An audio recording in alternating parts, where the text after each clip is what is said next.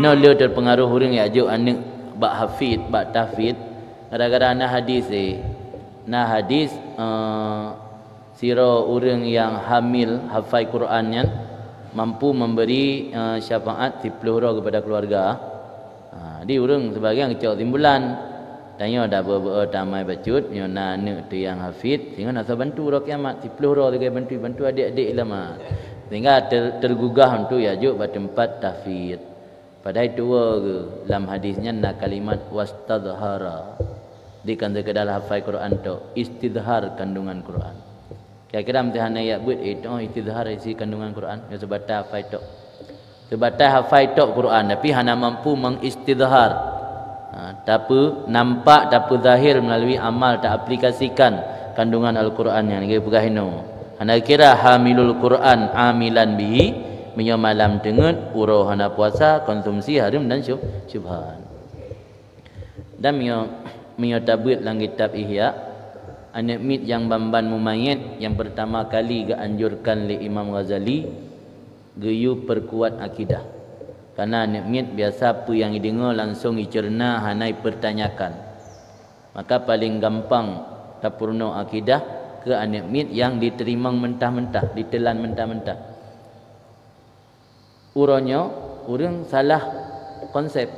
Awal dia juk bak tahfidz ile akidah hana betul. Sehingga jih bangkaraya ka balik dalam keadaan kaji hafal Quran, mi dengar tu akidah-akidah pemahaman di luar sunnah. Kan akidah lagi pasal Imam Ghazali ke anjurkan lang iya kan hafal Quran le manik mit bantam yid. Akidah lagi betul. Karena jih terima ngitelan mentah-mentah pun dah pegahnya.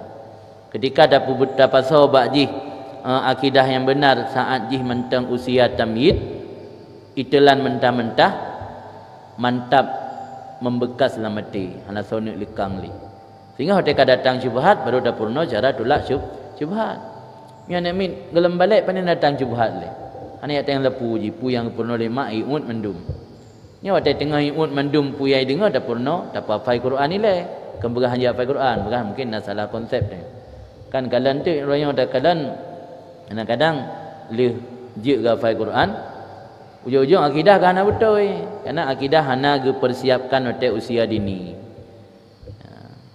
Malah belajar fikih punya Imam Ghazali kan menjelang balik kan. Menjelang balik karap kena taklif waktu baru ge ia purna fikih. Pertama tak akidah le.